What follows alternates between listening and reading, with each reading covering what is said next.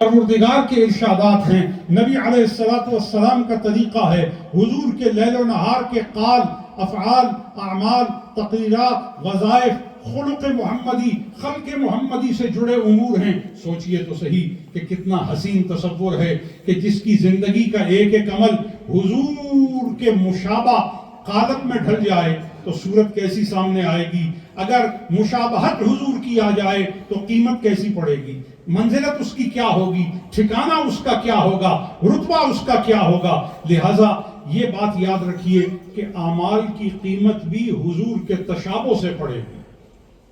حضور کے طریقے کے ساتھ جب تک مشابہت نہیں ہوگی۔ اور قرآن نے بھی یہی کہا ہے، لَقَدْ كَانَ لَكُمْ فِي رَسُولِ اللَّهِ أُسْوَةٌ حَسَنَةٌ۔ لوگوں، تمہیں اگر کچھ اختیار کرنا ہے، تمہیں اگر کچھ چننا ہے، تمہیں اگر کسی کے پیچھے چلنا ہے، تمہیں کسی کو اپنا امام بنانا ہے، تمہیں کسی کو اپنا مقتدیٰ بنانا ہے، تو تمہارے رب کی طرف سے تمہارے لیے یہ منتخب ہے، تمہارے رب کی طرف سے تمہارے لیے یہ پسندیدہ ہے کہ ہم نے اپنے رسول کی ذات میں دنیا کے لیے بھی، دین کے لیے بھی، معاشرت کے لیے بھی، امور خانداری کے لیے بھی، اور انفرادی و اجتماعی مسائل و امور کے لیے بھی، اور ملی معاملات کے لیے بھی، ہم نے اپنے رسول کی ذات میں تمہارے لیے بہترین نمونہ رکھ دیا ہے۔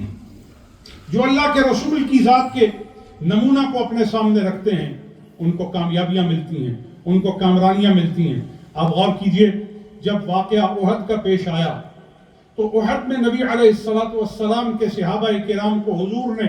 ایک ٹیلے پر مقرر فرمایا، اور انہیں مقرر کرتے ہوئے پہلے سے یہ طے کر کے بتا دیا، فرمایا فتح ہو تو بھی تم نے نہیں اس ٹیلے کو چھوڑنا،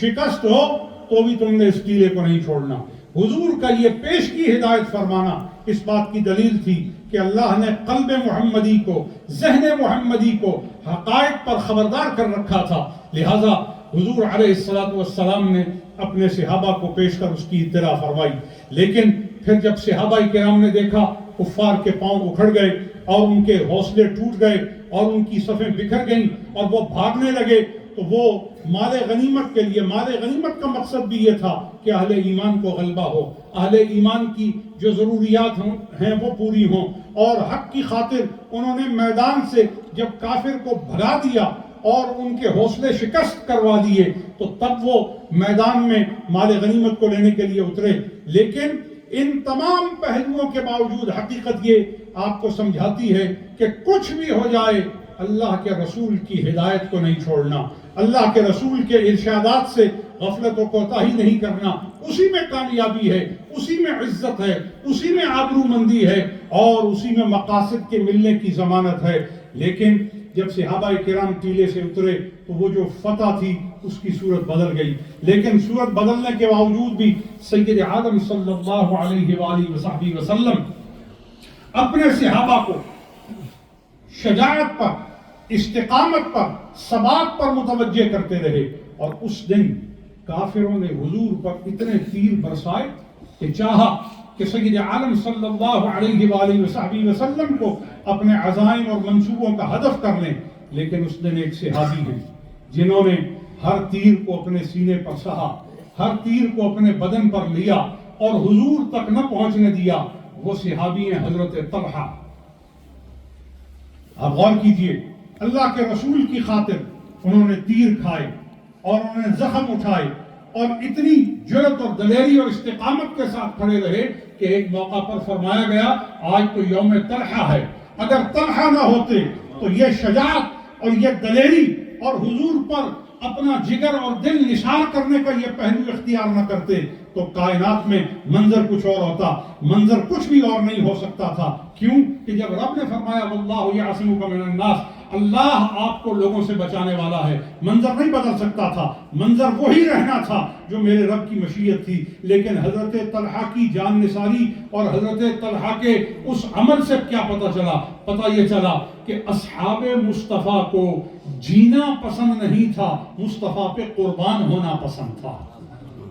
اصحاب مصطفیٰ کو اپنی جیبیں بھرنا پسند نہیں تھا، مصطفیٰ پر سب کچھ لٹا دینا پسند ہے۔ یہی وجہ ہے کہ جناب حضرت ابوبکر صدیق کا ایک قول جسے المنبہات میں نقل کیا گیا ہے، آپ فرماتے ہیں مجھے کیا پسند ہے؟ حضرت ابوبکر صدیق فرماتے ہیں مجھے یہ پسند ہے کہ میرا وقت صرف ہو تو مصطفیٰ بیٹھے ہوں، میں تکتے تکتے اپنا وقت صرف کرتا رہوں، میں حضور کی مجلس میں ہوں اور حضور آمادہ کلام ہوں، میں حضور کے خطبے کو سنتے سنتے اپنا وقت بسر کر رہا ہوں۔ اور حضرت ابوبکر صدیق فرماتے ہیں میرا مال ہو اور اللہ کے رسول کے ارشادات ہوں، حضور فرماتے جائیں میں اپنا مال لٹاتا جاؤں۔ حضرت ابوبکر صدیق فرماتے ہیں میں چاہتا ہوں کہ اللہ کے دین پر میرا مال بھی خرچ ہو جائے، میرا وقت بھی خرچ ہو جائے، اور فرماتے ہیں مجھے یہ پسند ہے کہ میری شہزادی اللہ کے رسول کے حرم انور شریف میں موجود